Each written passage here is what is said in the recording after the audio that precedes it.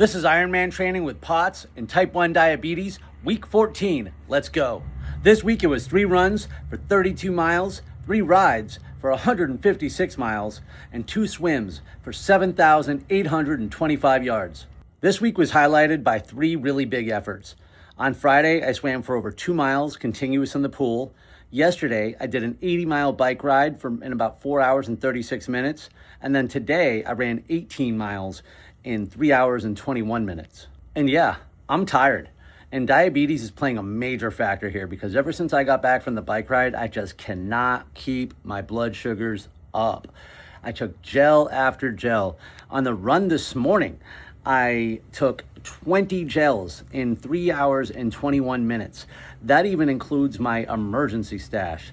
So whether it be I'm just super insulin sensitive right now, or obviously 8 hours of continuous endurance training in 2 days will probably have that effect on you. But it's definitely a challenge, and it's a costly one. It is not cheap to be a diabetic. Be nice to your diabetic friends because it's expensive life they're living. That said, I'm pretty happy about what I was able to get done. Swimming for over 2 miles in the pool, that's a really big deal for me. That was something that I once never thought was possible. The 80-mile ride yesterday was definitely challenging because there are hills in Florida and I found them, but it was really the headwinds. And up on the Sunk House Trail, after, I went up 40 miles in one direction thinking I was going into the wind, and I turned around and found out what the headwind really felt like. So it was a long ride, and I fought to stay hydrated. I fought to keep my blood sugars up. I'm getting more and more concerned about how I'm going to make that transition to the marathon. Just from a hydration standpoint. I was constantly drinking. Every 5 minutes I'd hit my water bottles, and it's only going to get hotter from here. So I still have to find a way to manage the sweating and the body temperature thing. I'll get through it, but there's a big difference between a 4.5 hour marathon, 5 hour marathon, and a 7 hour marathon, if I'm lucky, because the hydration strategy it's not even a strategy. It just has to work because I'm hydrating the whole time. I'm taking Tailwind, I'm taking BPN. There's potassium, calcium, sodium in the honey stingers. And, I'm drinking, like I said, every 5 minutes. I'm making sure I hit those water bottles. So the hydration's an issue. I am concerned. I've been trying to refill ever since I got back from the run, and I'm dying still. It's 86 degrees. It'll probably be 90 something by the time I even hit the marathon, by the time I even start the marathon. We're going to do it, and we're going to get through it. But, it's going to be a rough day, and I guess that's why it's called Ironman. It's not called Easy Man. The other issue where POTS played a factor earlier this week, I was feeling quite potsy.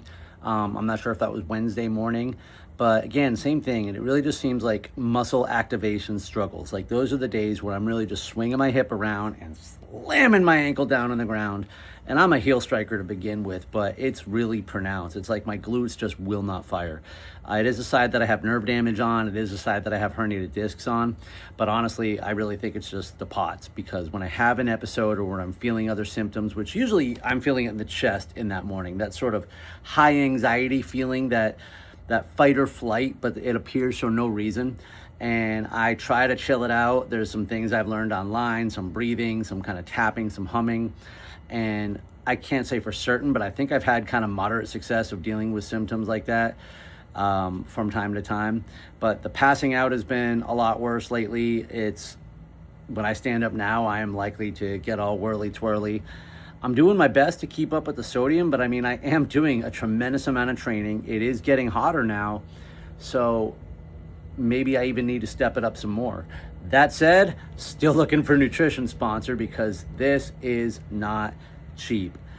So those are the problems. The highlights are the distance. The highlights are getting these miles in, and I'm going to check the records, but I'm almost 100% certain that is the fastest I've actually ever run 18 miles.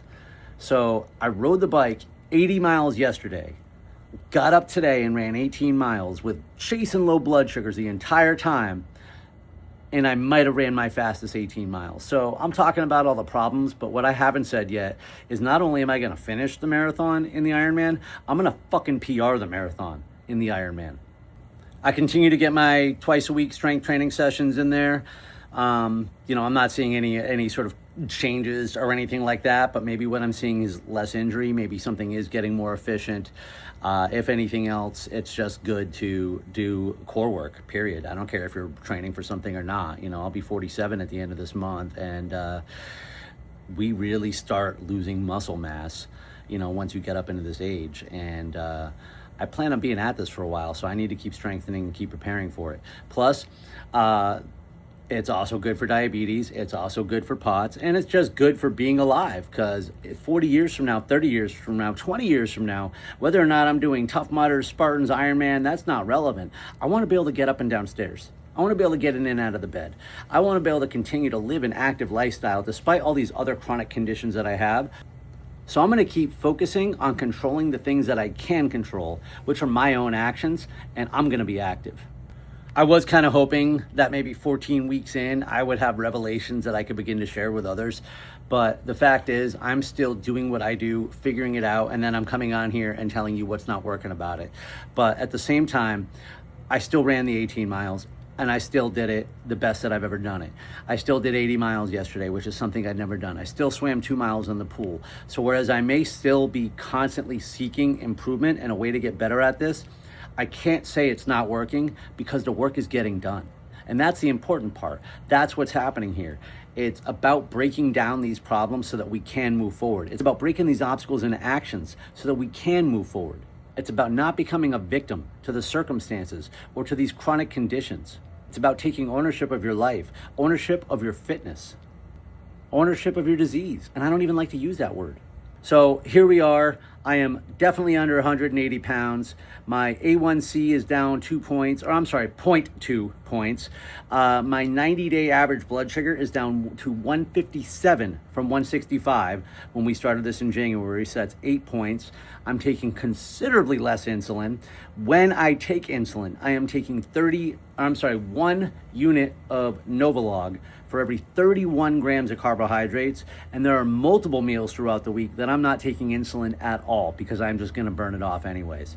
So fuck you, Big Pharma and the insurance companies. We're coming out ahead on that one too. And last bit, this is a commitment. When people say they can't do Ironman or something like that, it's not true. It's just whether or not you're willing to commit the time. And that is what it is. It's time, and it's sacrifice. And you have to sacrifice time with your friends. You have to sacrifice time with loved ones. You really can't do this level of commitment without asking the people in your life to make sacrifices. It's not like I'm feeling all energetic on Saturdays and Sundays. I'm ready to take a shower and take a nap here. So I'm going to be a little bit less effective, and obviously I still got bills to pay, still got responsibilities to meet, a job, speeches to give. So all of those things still have to commit, and that's just what it comes down to. There's a lot of more discipline I'm enacting in my life. I'm finding new ways to be more efficient with my time on some of the things that I am doing. I'm also having to ask myself, how important is it? And how effective is this activity that I'm doing? Does this support my goals? And if it doesn't, then I have to stop doing it. So I am looking forward to getting part of my life back in about 6 weeks and being able to spend it in, just a little bit of other ways besides training and recovering. But at the same time, this level of discipline and consistency, I just told you the health stats. And so I want to make sure that I continue to take ownership of my life by taking ownership of my body, ownership of my actions. Less than 6 weeks till Ironman Jacksonville. Hope to see you there. Let's go. Live inspired.